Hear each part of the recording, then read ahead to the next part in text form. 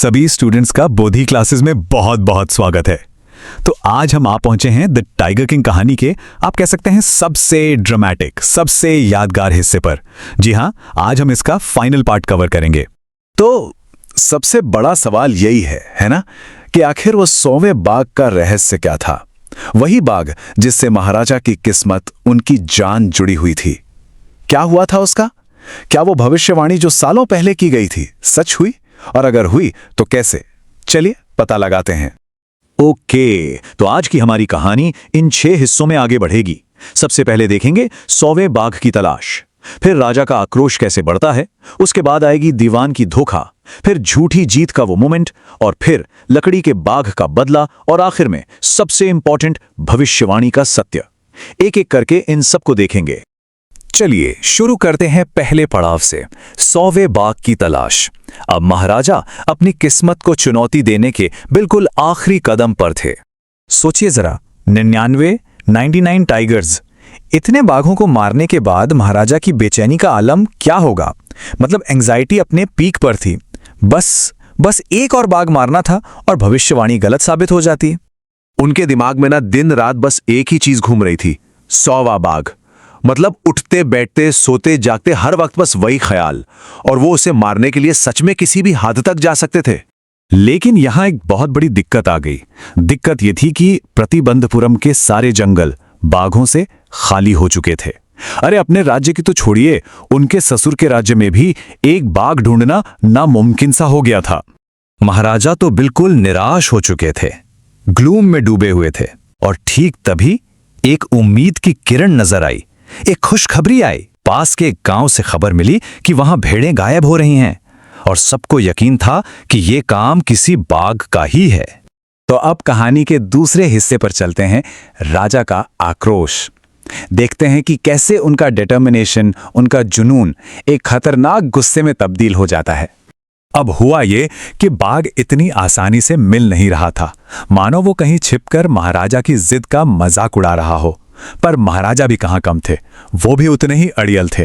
उन्होंने कसम खा ली कि जब तक बाघ नहीं मिलता वो जंगल से एक कदम बाहर नहीं रखेंगे।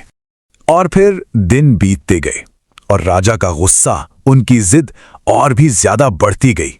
बात इतनी बिगड़ गई कि उन्होंने गुस्से में अपने कई ऑफिसर्स को नौकरी से ही निकाल दिया। और जब गुस्सा बिल्कुल सर पर चढ़ गया तो उन्होंने दीवान को बुलाया और एक शॉकिंग ऑर्डर दिया, लगान 2 गुना कर दो अभी। सोचिए, यह एक ऐसा फैसला था जिससे पूरा राज्य उनके खिलाफ हो सकता था, विद्रोह हो सकता था।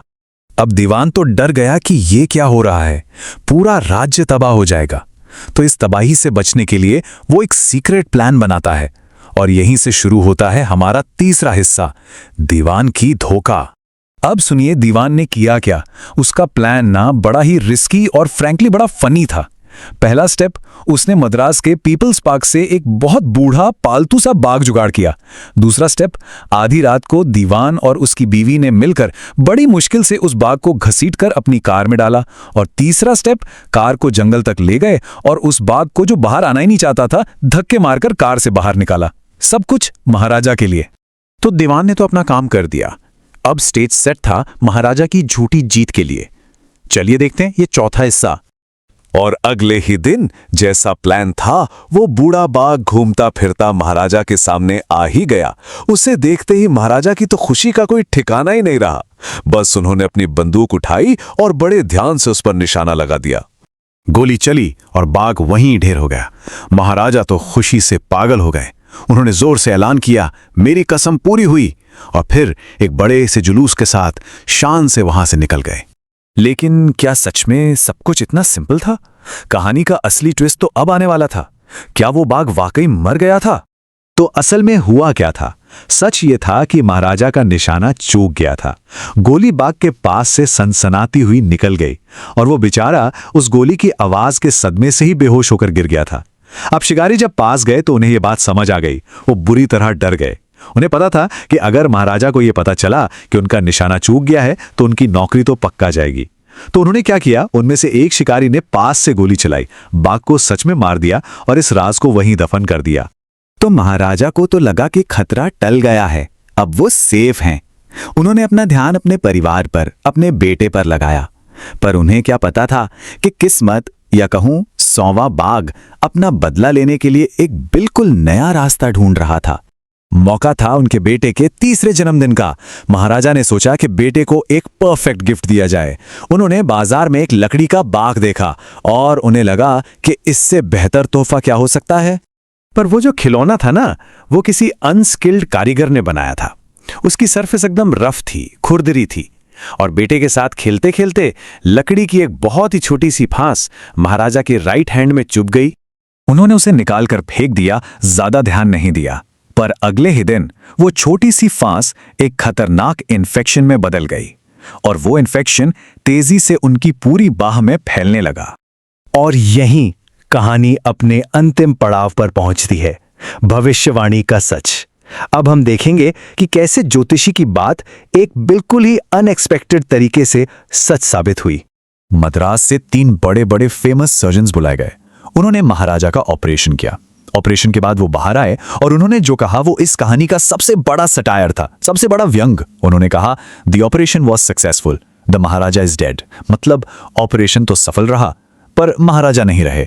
और इस तरह 100वें बाघ ने अपना बदला पूरा कर लिया। देखिए, किस्मत का खेल।